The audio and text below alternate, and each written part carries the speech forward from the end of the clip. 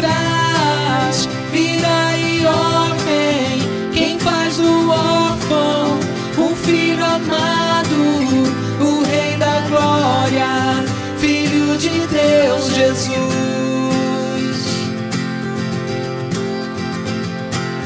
Quem tudo ordena, mostra a justiça, quem com beleza enche a terra, o Rei da Glória, Filho de Deus, Jesus. Incrível graça é, amor que não tem fim, o meu lugar tomou, levou a minha cruz, sua vida entregou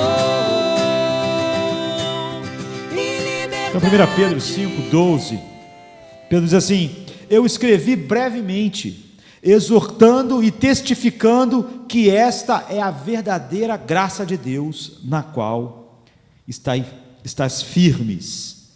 Pedro está falando sobre a verdadeira graça de Deus. Mesmo naqueles dias iniciais, Pedro já tinha que falar sobre haver uma não verdadeira graça de Deus, um não verdadeiro evangelho. Era necessário firmar para aquelas pessoas qual era a verdadeira graça de Deus. E há um hino antigo de Frederick William, de cerca de 150 anos atrás, numa das estrofes, ele é um poeta inglês, na quinta estrofe, é interessante, ele diz assim: então aprenda a desprezar a glória dos homens e aprenda a perder com Deus, pois Jesus venceu o mundo através da vergonha, e Ele acena para ti seguir o seu caminho. Não é estranho isso? E aprenda a perder com Deus. Será que o Evangelho nos faz perdedores? Não é? Que tipo de ideia faz alguém escrever uma poesia assim, um hino assim? Pedro, a carta de Pedro. O Evangelho não faz cada um de nós mais que vencedores? Sim, grandes vencedores, totalmente vencedores, mas só através da cruz. É isso que Pedro, Paulo, é isso que o poeta está dizendo. A cruz é o segredo surpreendente da vida. Quem poderia imaginar? Não é? Quem poderia supor? Quem poderia um dia, antes de estar plenamente revelado para nós, olhar para a cruz dessa maneira? É por isso que ela era um escândalo e uma loucura para a sociedade que Paulo viveu. E ela continua sendo totalmente um escândalo e loucura agora, porque a surpresa para o coração natural é que a vida vem da morte, o poder vem da derrota. Nós temos, quando entregamos, a redenção vem do sofrimento e o ganho vem de se perder, e assim por diante. Essa é a lógica da cruz. Então, os pontos do Evangelho fixados para nós na palavra de Deus fala sobre perder, perder. E é por isso que o autor falou sobre aprendermos a perder com Deus. Agora, esse não é o mais brilhante movimento que Deus já fez. Não é isso que espanta os anjos. Não é isso que aponta para um futuro glorioso. A cruz nunca pode falhar. Tudo no nosso mundo, por mais impressionante que sejam as ideias dos homens, as ideias que vão se esgueirando para a igreja, vindo da cultura à nossa volta, podem ser impressionantes, sabe? Mas elas sempre vão deixar você perdidos no fim. Sempre vão deixar cada um de nós por baixo, destruído. Mas a Bíblia diz: a cruz não pode falhar. É a única coisa que não falha. E não há nada, não é que há algumas coisas, não é que há poucas coisas, não há nada em nossa cultura que nos ajude a acreditar nisso. A cultura à nossa volta é totalmente hostil à ideia da cruz. É por isso que é impossível nós sermos, na verdade, culturais aos olhos do mundo. É real. A cruz é o lugar onde flui a bênção de Deus, mas para a cultura do apóstolo Paulo, aquilo era uma maluquice. Perder, morrer, ter a vida através da morte, perder a vida para achar. Então o apóstolo Pedro aprendeu, apesar daquele início que nós vimos no domingo, aprendeu a viver sob a cruz. E é por isso que ele está escrevendo essa carta, não é? E nós precisamos disso, porque todos nós sofremos. Nós vivemos no mundo que jaz no maligno, que está na escuridão. Sofrimento e dor é a porção de todos os homens. Os puritanos chamavam o mundo de um vale de lágrimas. E todos nós somos tentados, então, a procurar um caminho mais fácil. Todos nós precisamos, então, de um evangelho que nos fale como viver, como perder com Deus, como sofrer, como envelhecer, como ir em direção à morte. Então nós precisamos da primeira carta do apóstolo Pedro, porque esse é o seu tema. Que bom se nós pudéssemos gastar bastante tempo em toda a carta. Em nosso mundo hoje, nós temos vários evangelhos. Todos eles tentam, de alguma maneira, se apropriar da ideia da graça de Deus. Mas é por isso que Pedro começa, então, aqui, no final da carta, a dizer: eu escrevi para vocês, brevemente, exortando e testificando que esta é a verdadeira graça de Deus. É a verdadeira. Porque há conceitos da graça de Deus que são falsos, que fluem da mente natural, que não são um escândalo para o mundo, não são um escândalo para a cultura, não é uma loucura para a sabedoria humana, e não é sobre isso que eu quero falar para vocês. Então nós podemos falar sobre o quê? O evangelho da prosperidade, que nos diz que Deus quer nos fazer ricos e saudáveis, mas nós também podemos nos esgueirar para um evangelho mais que tenta simplesmente fazer desse mundo um paraíso, como se fosse possível, na verdade, uma multidão de pessoas que vivem ignorando Deus, construir um paraíso, em meio à impiedade dos homens. Então, outros não abraçam esse evangelho, mas abraçam o evangelho da vítima, como nós devemos sentir pena de nós, como todos nós devemos ficar penalizados, e devemos então nos mimar a nós mesmos, mimarmos uns aos outros, simplesmente reafirmarmos uns aos outros, mesmo em meio ao desespero de uma vida sem Deus. Ou então nós temos um evangelho do não julgamento. Todo mundo na nossa sociedade fala em justiça. Essa sociedade é muito estranha, porque essa sociedade odeia o julgamento. Então como é que ela pode falar em justiça?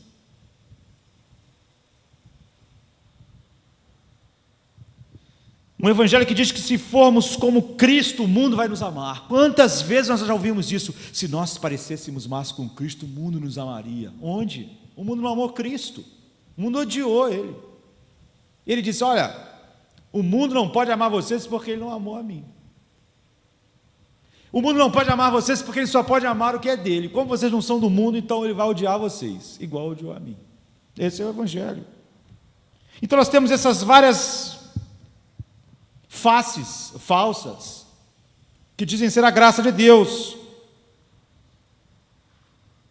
Despimos do evangelho da pregação a ira de Deus. Então a cruz não faz sentido, porque o que é a cruz?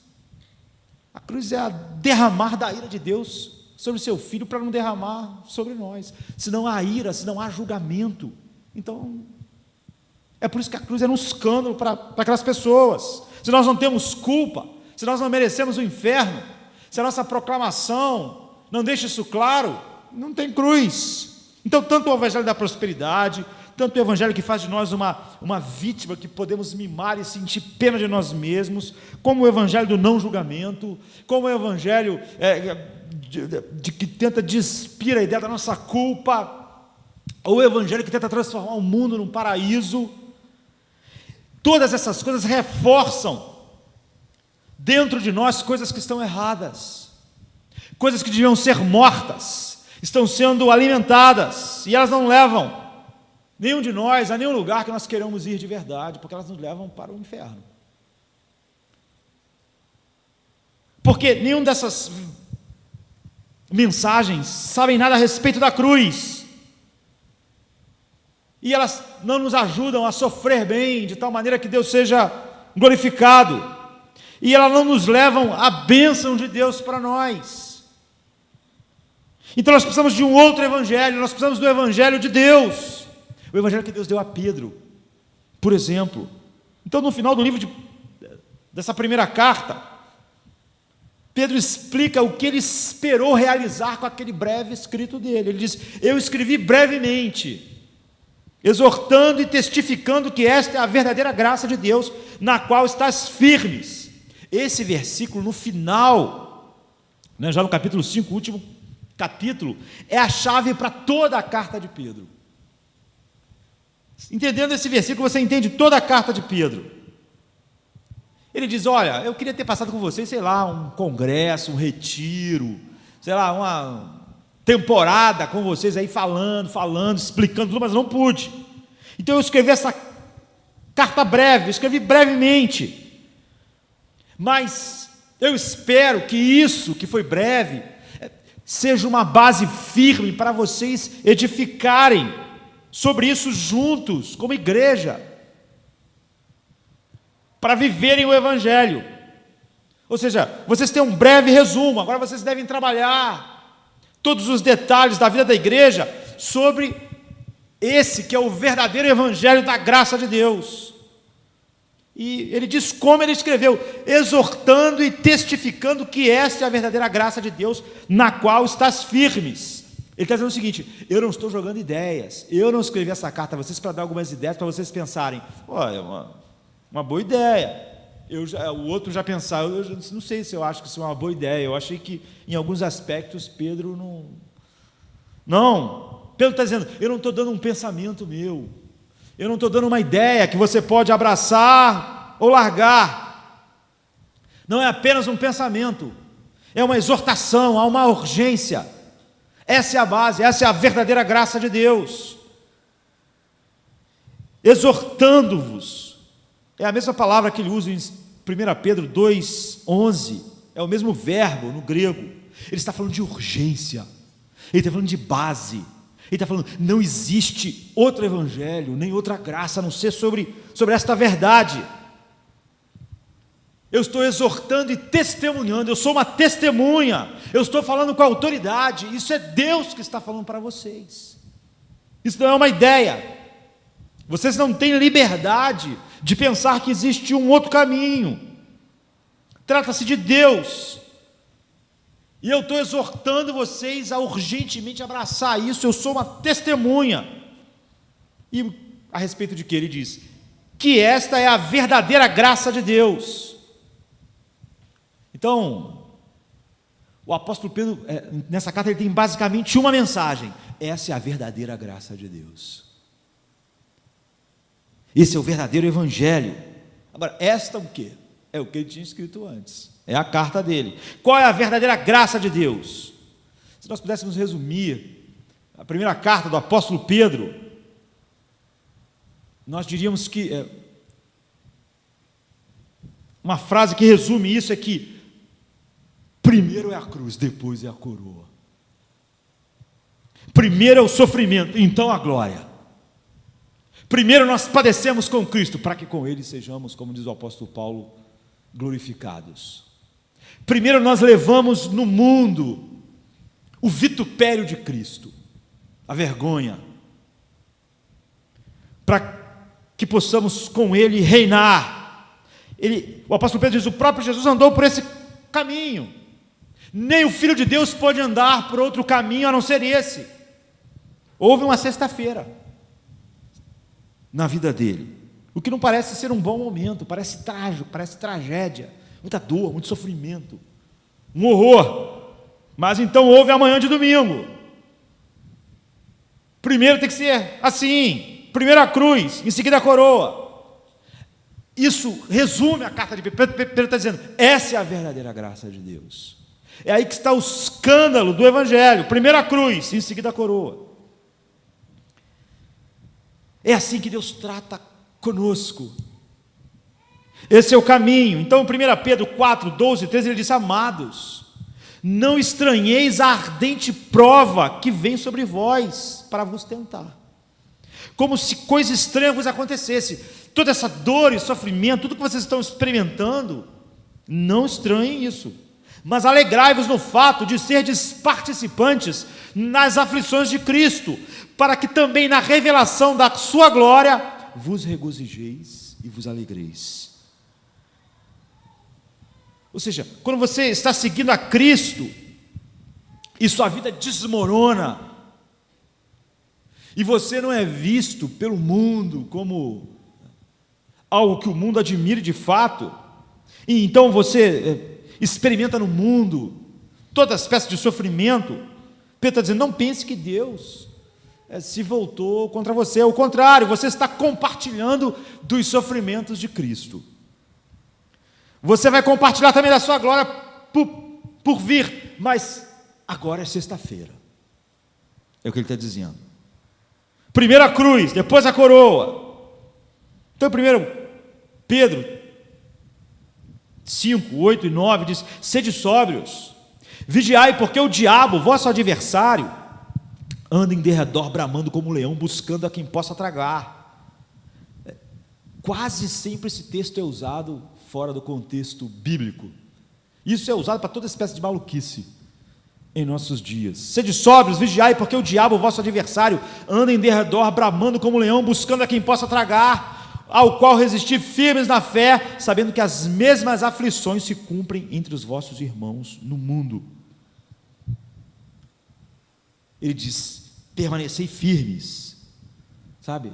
Nós devemos manter isso em nossas mentes. Isso é fundamental quando nós pensamos em tudo aquilo que Pedro quer que aquelas pessoas firmem. Sede sóbrios, vigiai, porque o diabo, vosso adversário, anda em derredor, bramando como um leão, buscando a quem possa tragar, ao qual resistir firmes na fé, sabendo que as mesmas aflições se cumprem entre os vossos irmãos no mundo. E o Deus de toda graça, que em Cristo Jesus nos chamou à sua eterna glória, depois de havermos padecido um pouco, Ele mesmo vos aperfeiçoará, confirmará, fortificará e estabelecerá. A Ele seja a glória e o poderio para todos sempre. Amém. Então é assim que nós chegamos naquele versículo que nós iniciamos.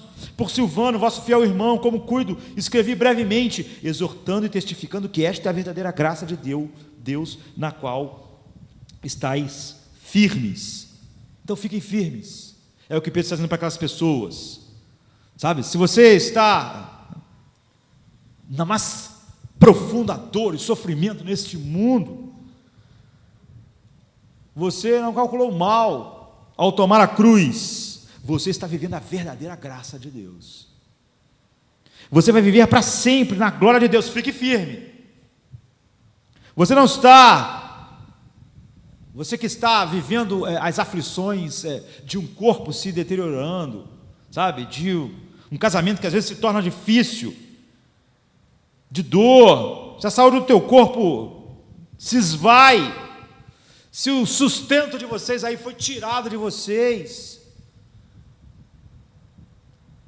esta é a verdadeira graça de Deus. Fiquem firmes. Esse é o Evangelho. Fiquem firmes. Para você viver o Evangelho, essa palavra toda hora é repetida para você. Fique firme. Para você viver o Evangelho da prosperidade, você não precisa dessa palavra.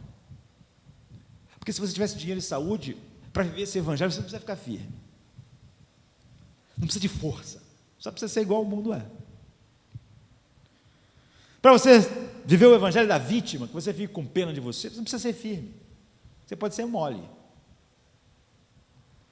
Para você viver o Evangelho do não julgamento, o Evangelho daquilo que o mundo gosta e aplaude, você não precisa ficar firme. Para você viver o evangelho que a cultura aplaude, você não precisa ficar firme.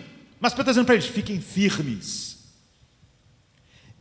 Esta é a verdadeira graça. Porque quando o mundo nos oferece tudo que a nossa cultura oferece, é a autoindulgência. Tenha pena de si mesmo. Viva para você mesmo. Ou então a abundância da ideia da teologia da prosperidade, ou a autopiedade da vitimização, de nós ficarmos ali tentando construir a nossa autoestima, tirando a ideia de culpa, de juízo. Você precisa ser firme. Agora, para você tomar a cruz, você precisa ser firme. Você precisa ficar firme. E é isso que ele está dizendo. As demandas da cultura não exigem que você seja firme. Você só tem que ser como todo mundo. Ninguém é firme. Olha a sua volta. Ninguém é firme. Mas para viver o evangelho, tomar a velha e rude cruz, a Bíblia diz assim: Jesus mostrou na sua face a determinação de ir para Jerusalém, ou seja, ele teve que ficar firme, porque para ir em direção a Jerusalém, tomar a cruz, ele tinha que estar firme. Ou seja, vocês não vão chegar lá com facilidade, mas vão chegar. Então nós temos que aprender com Pedro. É nesse contexto que ele diz: o diabo ruge como um leão. Porque Pedro diz que o diabo é um adversário que ruge como um leão, procurando a quem possa tragar. Nós sabemos que o leão, quando está caçando, na maior parte das vezes ele não ruge, não é? Você não observa ele rugindo muito quando ele está querendo. Mas é assim que Pedro descreve o diabo aqui. Em muitos lugares na Bíblia o diabo é descrito como uma serpente, como uma cobra. Ou seja, é sutil. É sagaz. O apóstolo Paulo diz assim: eu temo que, como Satanás enganou Eva, engane vocês. Satanás é sutil. Paulo diz assim: nós não desconhecemos os seus ardis. Uma cobra, ele dá o bote, ele morde seu calcanhar sem que você estivesse percebendo, não faz barulho, ele se esconde, ele desliza. Mas Pedro está dizendo aqui que o poder do diabo para moldar o sofrimento dos crentes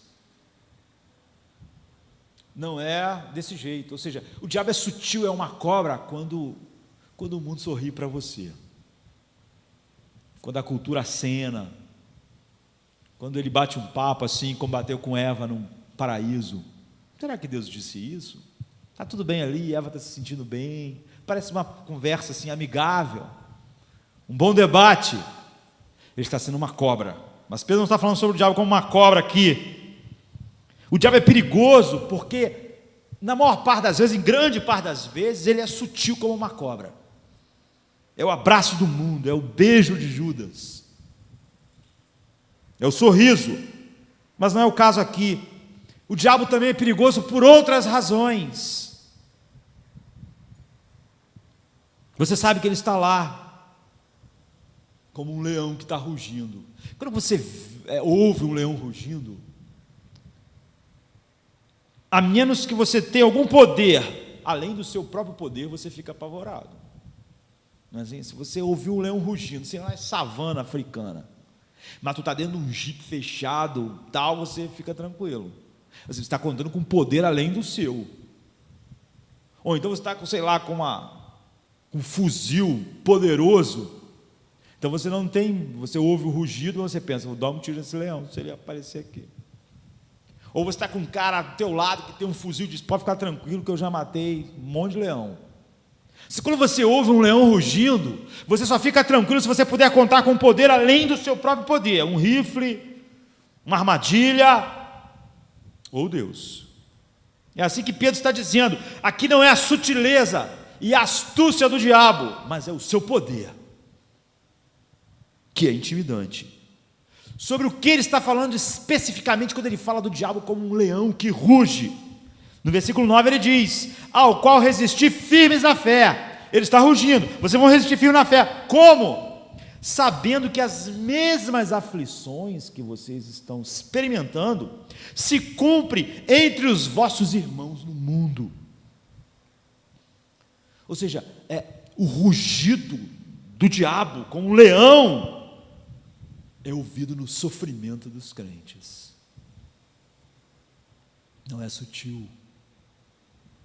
O sofrimento tem de provocar medo, temor, dúvida. Pedro está falando de Satanás como um leão rugido quando ele está falando sobre sofrimento e dor que nós temos que experimentar na vida. Então ele diz: resistir-lhe sabendo que as mesmas experiências de sofrimento estão sendo experimentadas por seus irmãos que estão espalhados no mundo. Resista ao leão. Como? Porque o mesmo sofrimento outros estão experimentando também. Os filhos de Deus estão experimentando a mesma coisa no mundo. Resista ao leão, porque os cristãos em todo o mundo estão sofrendo, estão experimentando o sofrimento como vocês. Então as mandíbulas e o rugido do leão são os sofrimentos dos santos da igreja, projetado por Satanás para nos devorar. E a verdade a qual Pedro diz que você deve ficar firme, é porque o máximo que pode acontecer é ele te matar. Como diz Apocalipse 2:10, Jesus está falando com a igreja de Esmirna, na mesma época, basicamente, não era a mesma época, mas era no mesmo contexto, cultura. Jesus diz: não tenham medo do que está prestes a sofrer.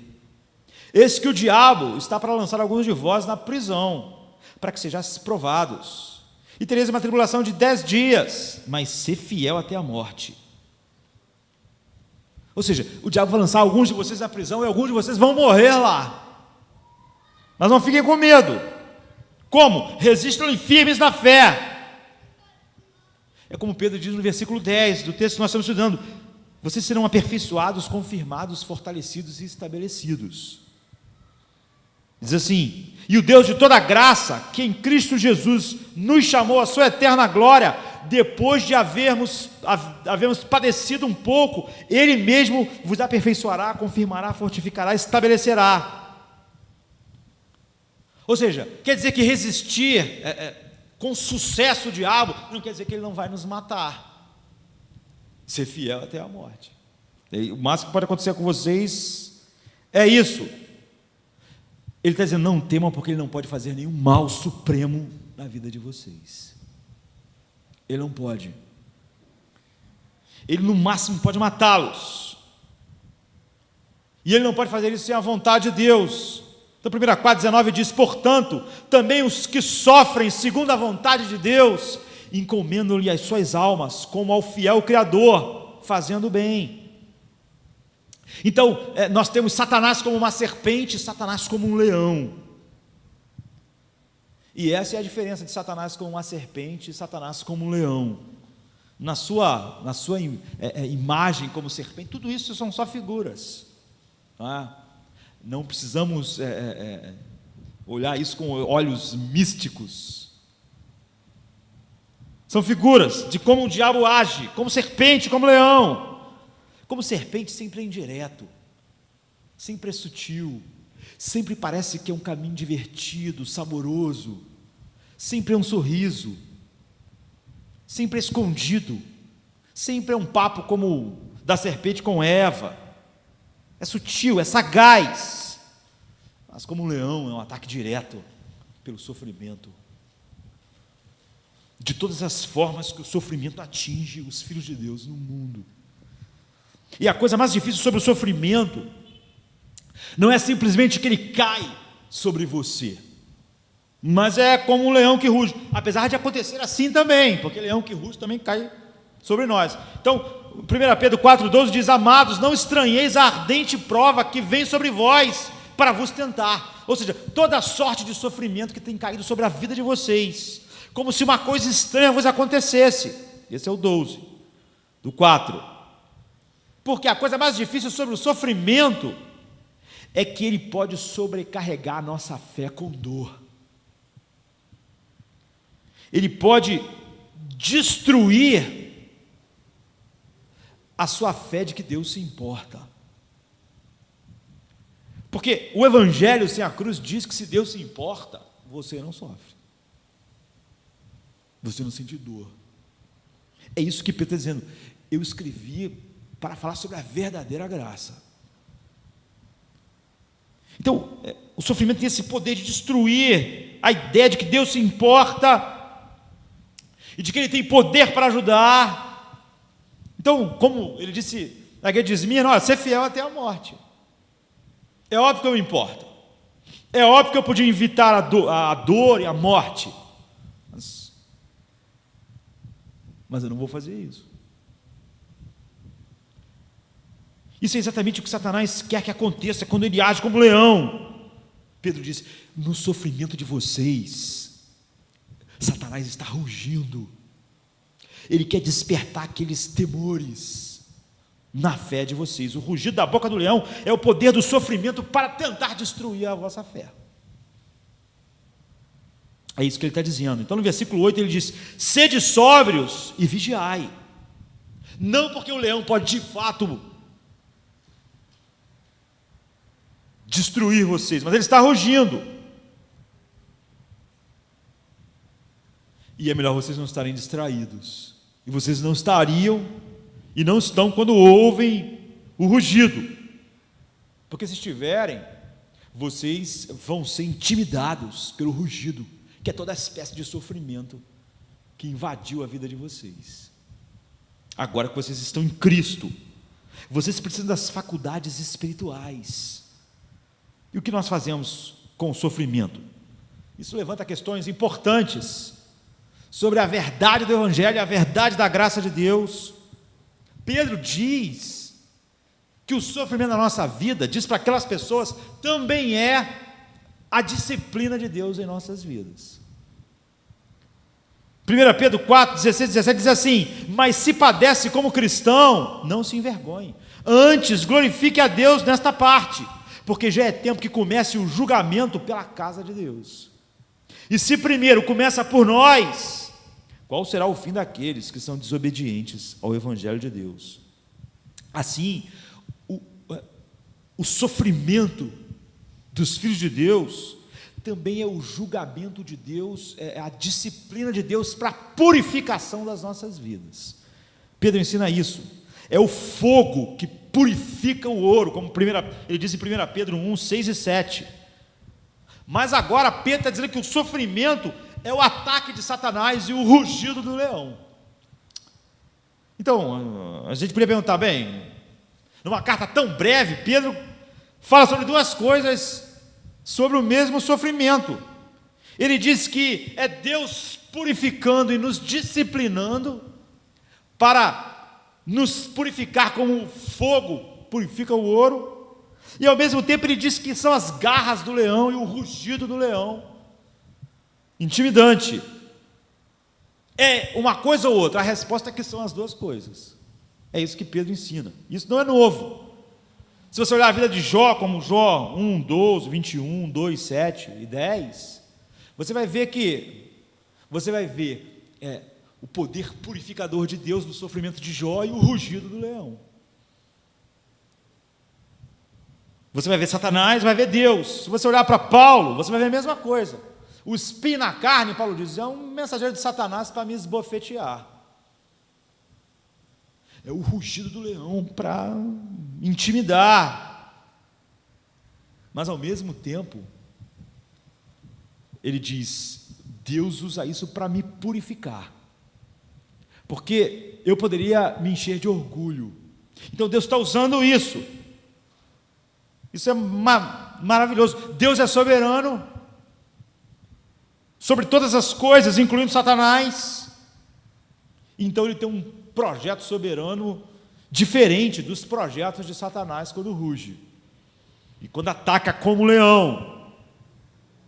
Então o projeto de Satanás é é a dor destrutiva, é a dor e o sofrimento daquelas pessoas, de todos os filhos de Deus, quando ele não está agindo como uma cobra, sutil, de uma maneira que você vê o sorriso do mundo, quando ele ruge como um leão.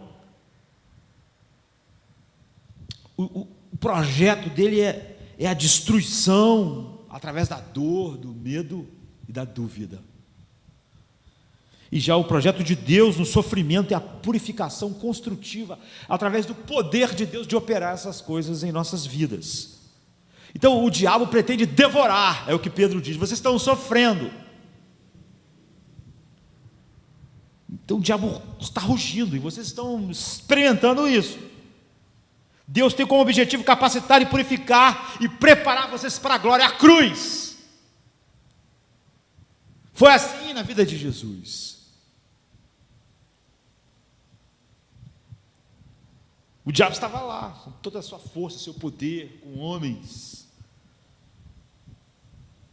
Mas Deus tinha um outro projeto, soberano.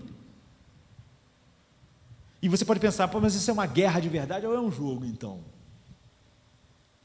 Porque essa questão é importante. Eu posso ser devorado ou não? O diabo ruge como um leão, procurando a quem devorar. O vocabulário de Pedro é esse: o vosso adversário, o diabo, anda em derredor como um leão que ruge, procurando alguém para devorar. Nós vimos que ele está falando sobre sofrimento. O objetivo de Satanás é esse. E devorar não é maltratar, nem ferir. Nós sabemos o que é devorar. A gente, quando está com fome, devora. Devorar é mastigar e engolir, ou então engolir sem mastigar, não é? Ou seja, o objetivo de Satanás é trazer a ruína final.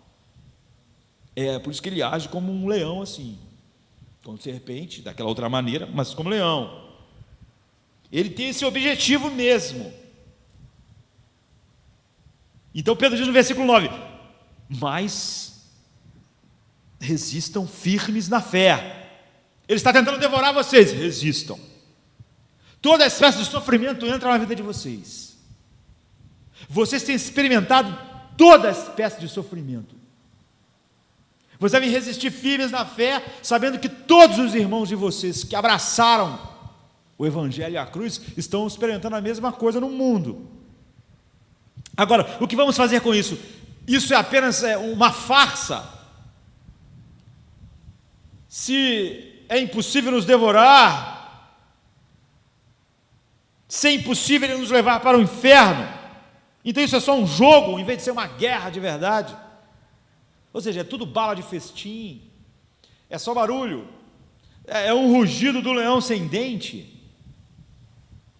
não há uma luta real. Não.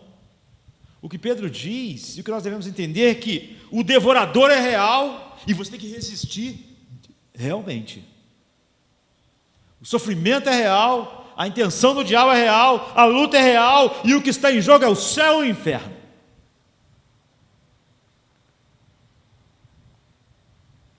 Essa é a verdade. Agora a pergunta é: pode os verdadeiros cristãos serem devorados? Pode alguém nascido de novo ser devorado pelo sofrimento, pela expressão do diabo, como um leão que ruge, que ataca? Ou seja, a figura que Pedro usou para toda sorte de sofrimento que aquelas pessoas viviam, vivendo para Deus no mundo, que vive como se Deus não existisse. Pior do que isso, vive na mais profunda hostilidade contra Deus, como diz Romanos 8.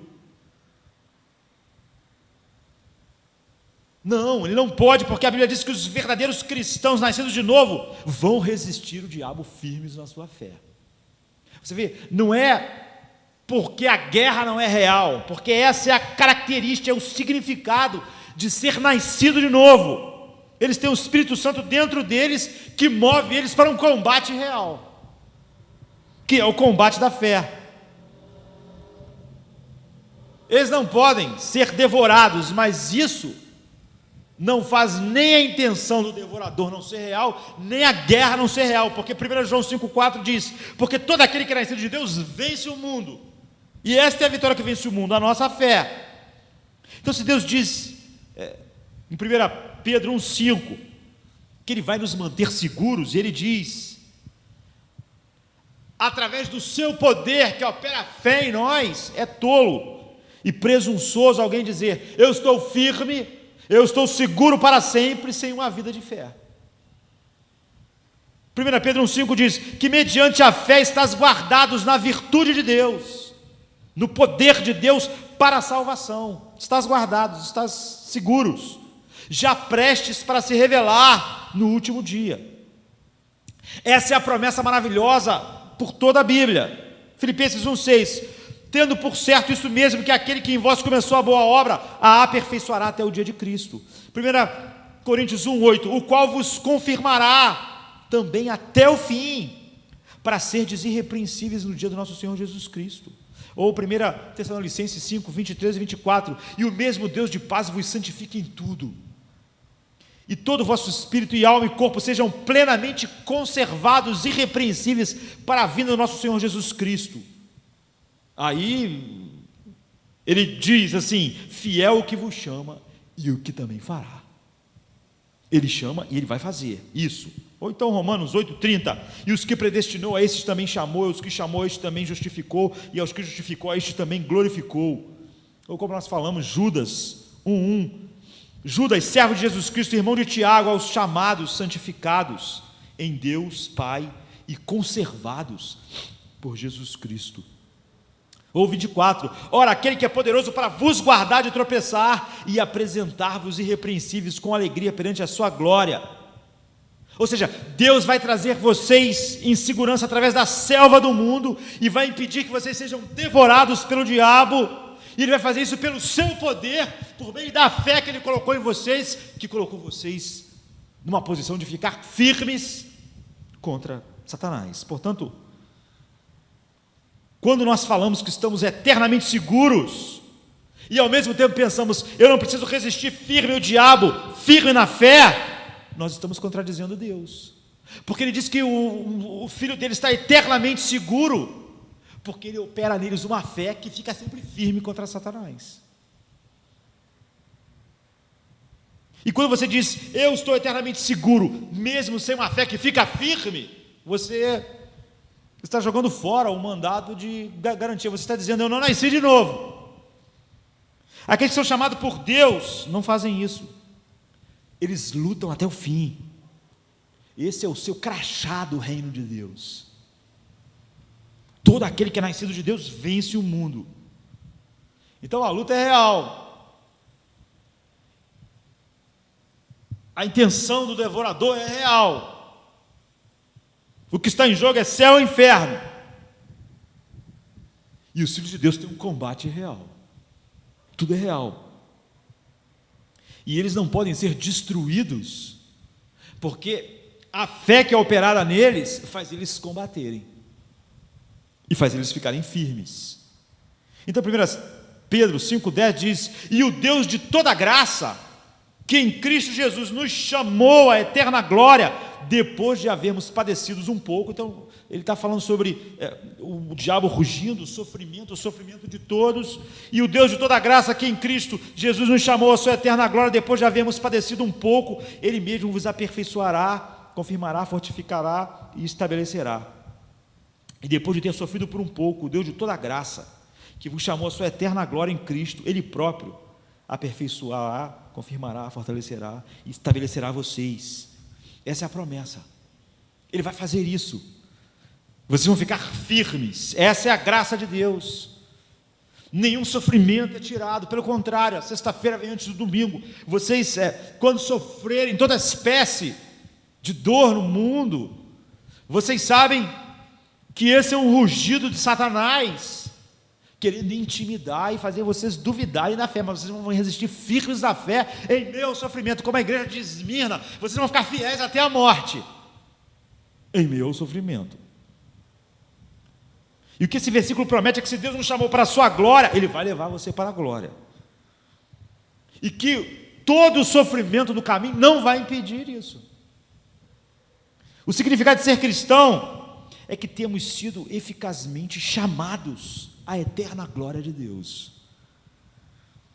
Essa é a maneira de Pedro falar a mesma coisa aqui no versículo 10 que Paulo falou em Romanos 8,30. A quem Deus chama, Ele também justifica, e a quem Ele justifica, Ele também glorifica. Ou seja, Deus opera todas essas coisas.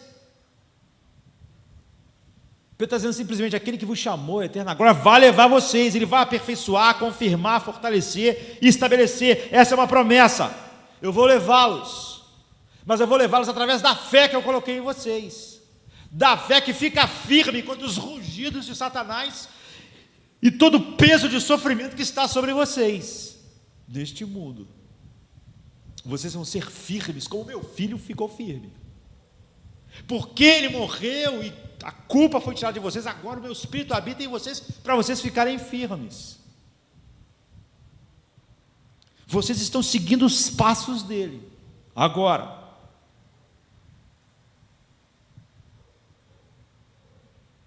Então, quando Pedro diz o Deus de toda graça, é nisso que está baseada essa promessa. É por isso que Pedro está dizendo a verdadeira graça. A verdadeira graça faz isso. Ao ouvir isso, você pode dizer: olha, eu não sei se isso é para mim, ou não pode ser para mim, eu não sou qualificado, eu não sou espiritual o suficiente. Então Pedro está dizendo: não comece com a ideia de ser qualificado. Você começa com o Deus de toda graça. O Deus de toda graça vos aperfeiçoará, vos fortalecerá, vos confirmará. Você começa com o Deus de toda graça, mas a graça é que antecede a qualificação. Você pode ter essa promessa livremente, porque quando você está em Cristo, o Deus de toda graça opera em você. Então Ele dá um incentivo no versículo 11: a Ele seja a glória e o poderio para sempre, amém.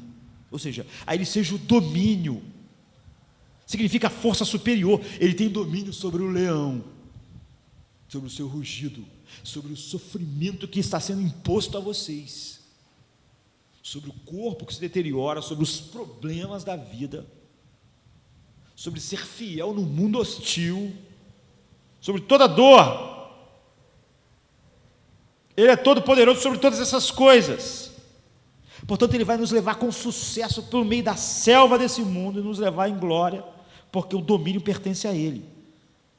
Então você resista Satanás, o diabo que ruge como um leão, firme na fé, porque ele ruge na sua face, ameaçando devorar você. Então como é que você resiste? Você não resiste dizendo: olha, eu sou eternamente seguro porque eu fui salvo e esse rugido é tudo falso. Não, falso não é real. E é isso que vocês estão experimentando. É real, e ele ameaça devorar vocês. Como é que vocês resistem firmes na fé? Porque o Deus de toda graça me chamou à sua eterna glória em Cristo. Essa verdade domina vocês. E vocês sabem que depois de ter sofrido por um pouco, nas suas garras, nas presas, e ouvindo o rugido, Deus vai aperfeiçoar, confirmar, fortalecer e estabelecer vocês. Ele é o Deus de toda graça, Ele é o Deus do domínio absoluto. É assim que você resiste a Satanás, como um leão que ruge, dizendo: você pode me espancar, você pode até me matar, você pode infligir todas essas coisas, como Paulo, como Jó, como todos os santos estão sofrendo no mundo. Pedro diz: resistam firmes, sabendo que todos os vossos irmãos experimentam a mesma coisa. Então você resiste firme assim, dizendo essas verdades, tomando o seu coração, e essa é a maneira que você resiste a Satanás. Você pode me espancar, você pode até me matar, mas você não pode me devorar, porque Ele me chamou pela sua graça, a sua eterna glória, e Ele vai me fortalecer, me confirmar e me levar. É isso que é resistir firme, Satanás. Não é nenhuma oração forte e poderosa, não é nenhuma corrente. É isso que Pedro está dizendo. Você tem essa promessa, O Espírito Santo habita em vocês. Então vocês estão seguros. Fiquem firmes. Descanse em Deus, lute contra Satanás, persevere. Porque o Deus de toda a graça está operando em vocês. Agora, quando nós chegamos aqui, nós vimos que Pedro está no final da carta dizendo: eu escrevi brevemente, mas essa é a verdadeira graça. Fiquem firmes nisso. O versículo que antecede a isso é isso, porque toda a carta está falando sobre todo o sofrimento dos filhos de Deus. Primeiro a cruz, depois a glória. Nós seguimos os passos de Jesus. Ele foi desprezado no mundo, ele sofreu neste mundo. Pedro está dizendo: não estranhem o sofrimento de vocês. O diabo está rugindo como um leão. Vocês têm experimentado o ataque satanás não só como aquela cobra sagaz, sutil, com aquelas ideias que parecem maravilhosas no meio do prazer, oferecendo iscas maravilhosas, mas o ataque feroz do sofrimento na vida de vocês. E é por isso que Pedro escreveu essa carta. Porque a verdadeira graça de Deus nos faz firmes contra as sutis artimanhas de Satanás, do sorriso do mundo.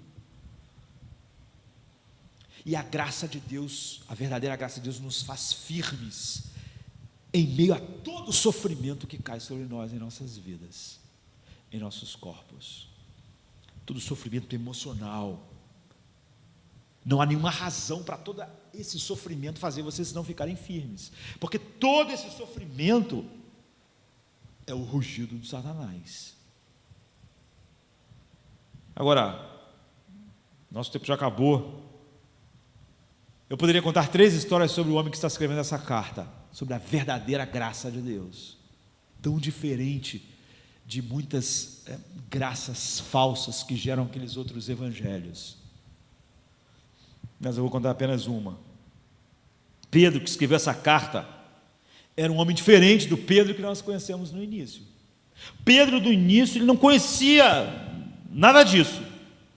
Ele não era apto para instruir aquelas pessoas sofrendo daquele jeito, dizendo: não, isso aí mesmo é a cruz. Não estranhe o sofrimento. Primeiro é a cruz.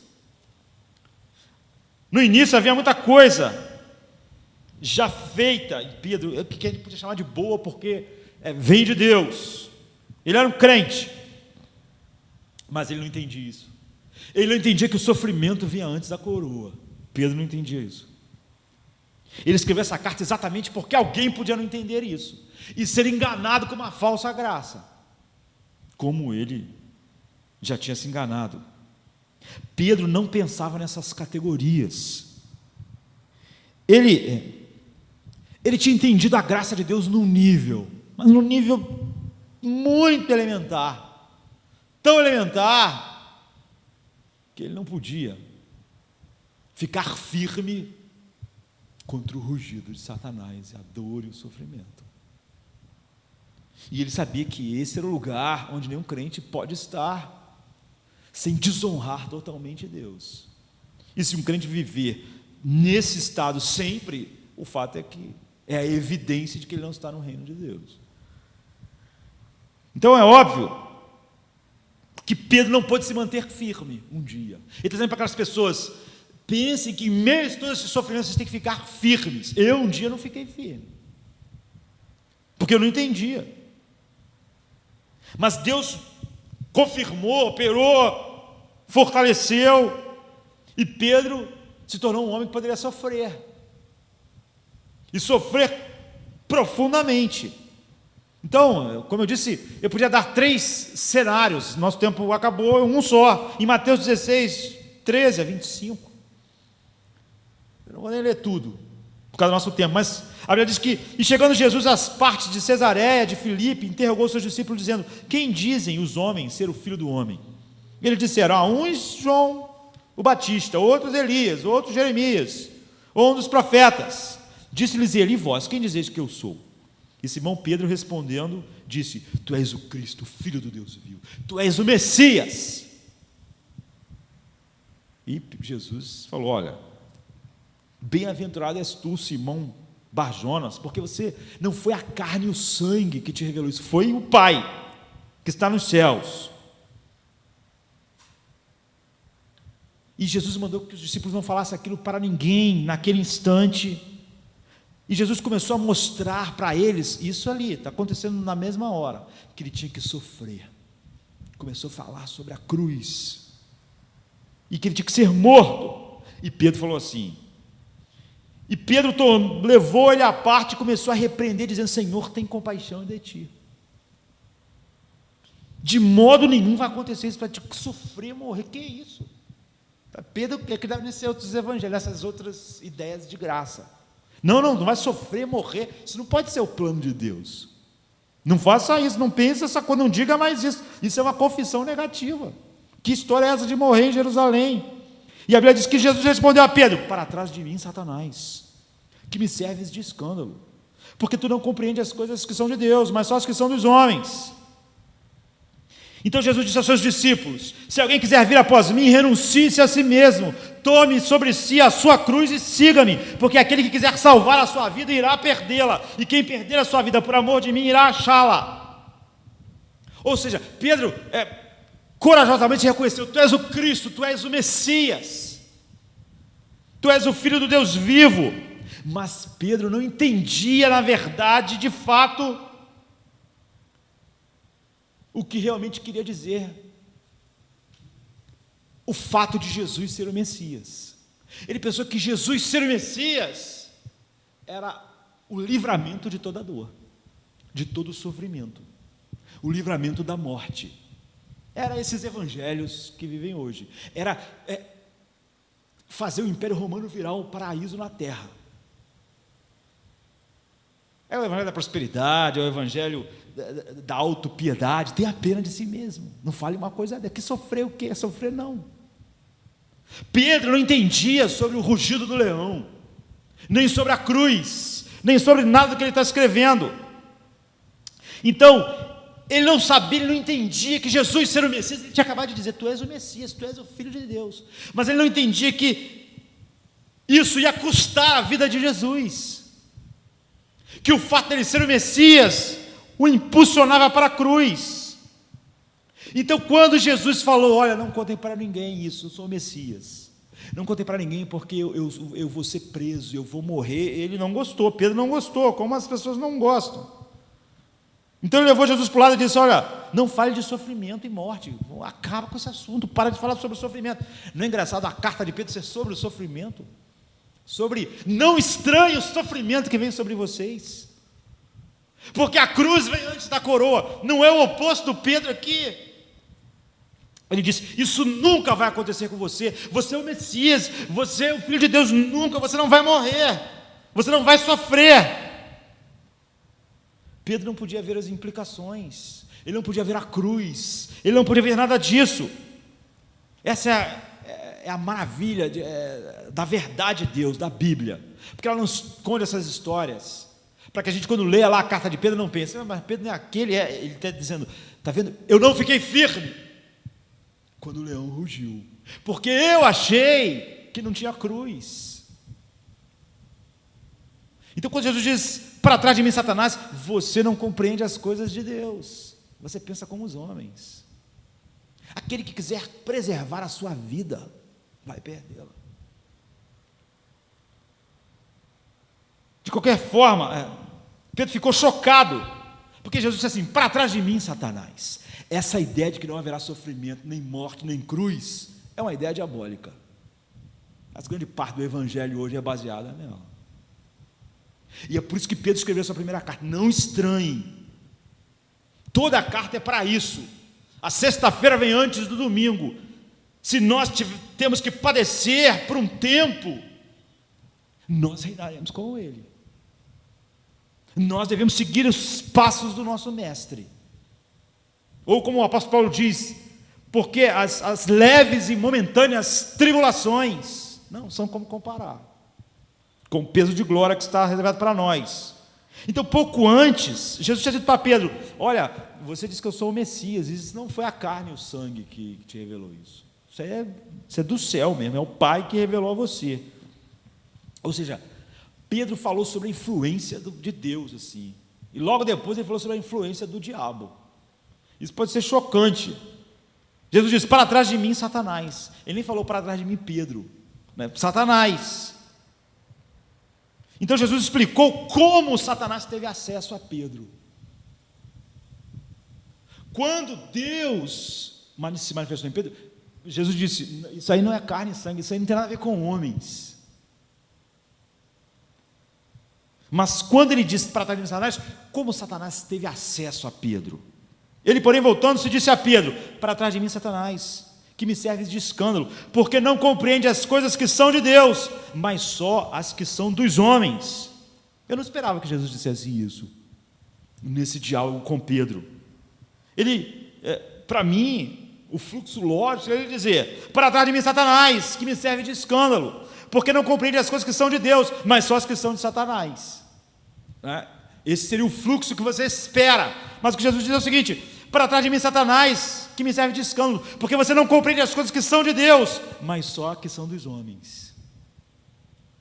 É um fluxo surpreendente.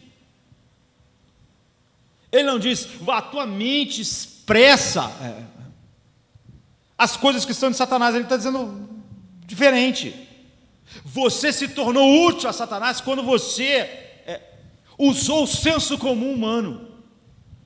Quando você pensou só como um homem, você expressou Satanás.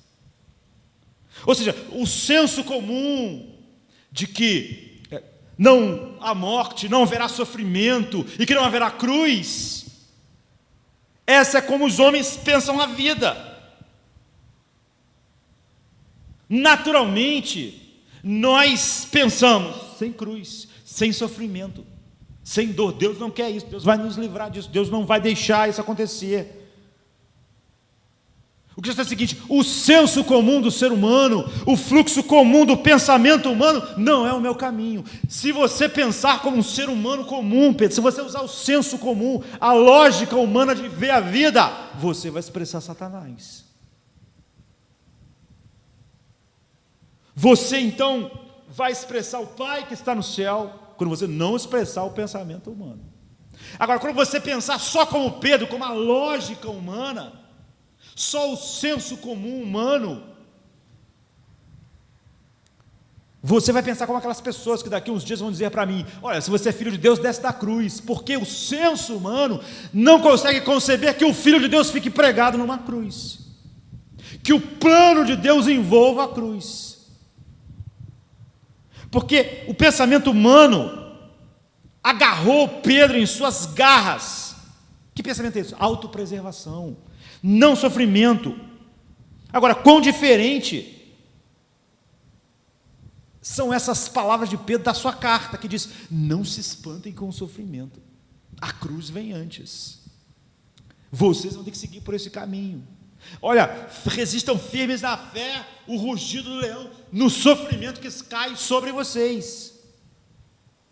Porque todos os servos de Deus, todos os filhos, os seus irmãos no mundo, estão experimentando a mesma coisa. A carta dele é sobre sofrer, e sobre não se espantar, e sobre ficar firme, como Jesus tomou a cruz, como Jesus disse para ele naquele dia: você me serve de escândalo, para trás de mim, Satanás, porque você está pensando como um homem. Esse fluxo de pensamento humano expressa Satanás e não o céu. Tenha pena de ti, isso não vai acontecer.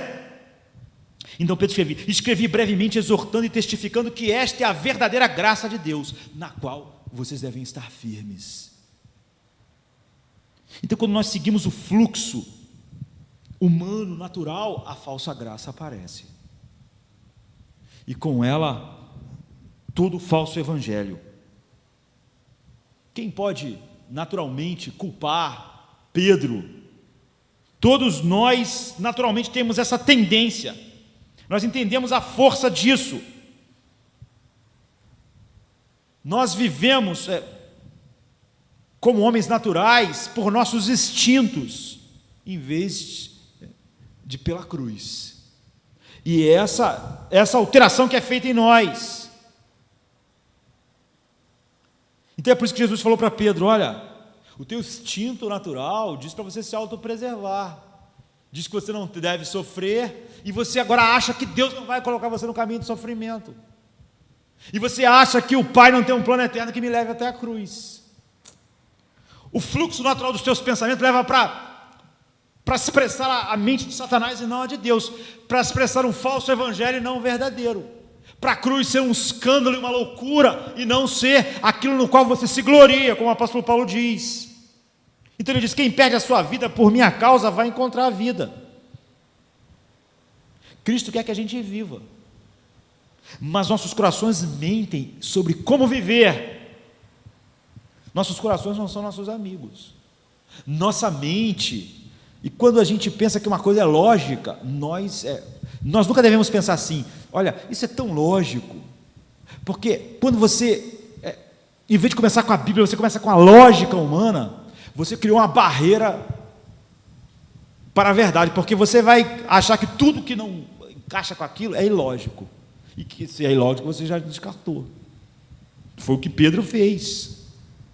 A Bíblia diz assim em Provérbios 28, 26, quem confia em sua própria mente é um insensato. É o que Jesus disse para trás de mim: Pedro, quando você revela o instinto humano, o senso comum humano, você expressa Satanás. Então vamos duvidar de nós mesmos, vamos ouvir Cristo, o Evangelho,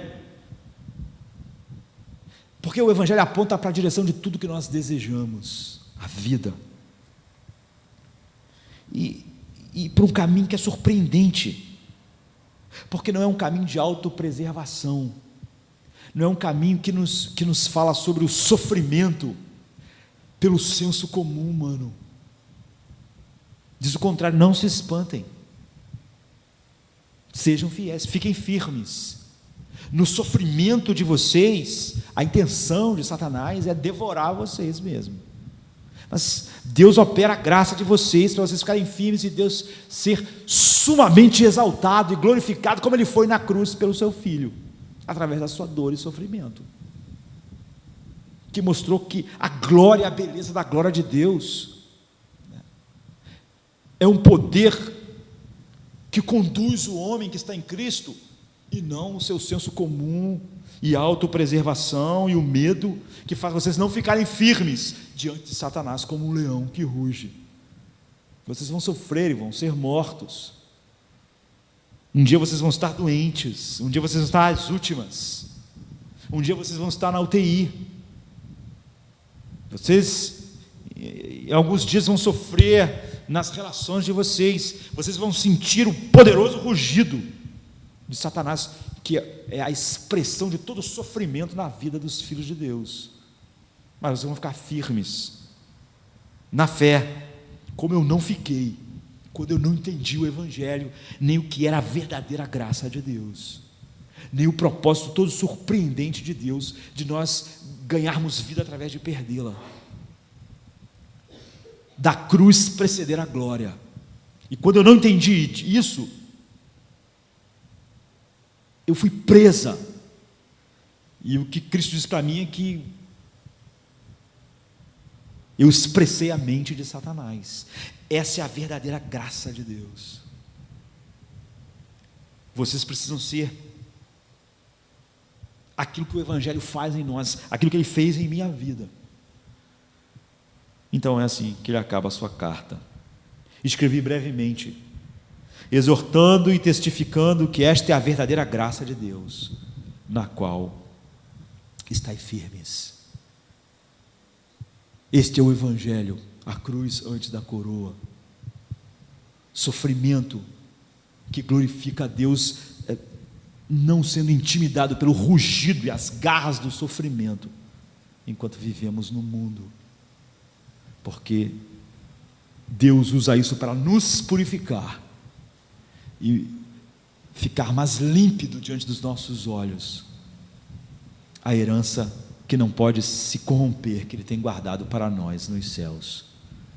Esse é o tema da carta de Pedro, e é surpreendente, pelo início da história de Pedro, e pelo Pedro que está escrevendo para que aquelas pessoas fossem pedra, firmes. Ele diz: só o Evangelho, a verdadeira graça produz isso. A falsa graça produz toda aquela sorte de coisas que gera autopiedade, ou então gera um Evangelho destituído de tudo que possa atingir aquilo que eu tento preservar, construindo uma autoestima baseada em mim mesmo e não na glória de Deus. O falso evangelho flui da visão comum do homem, porque quando o homem pensa com senso comum, ele expressa Satanás e não Deus. Vamos ficar de pé. Quem nunca os traz, vida e homem, quem faz do órfão um filho amado, o Rei da Glória, Filho de Deus, Jesus. Quem tudo ordena, mostra a justiça, quem com beleza enche a terra, o Rei da Glória, Filho de Deus, Jesus.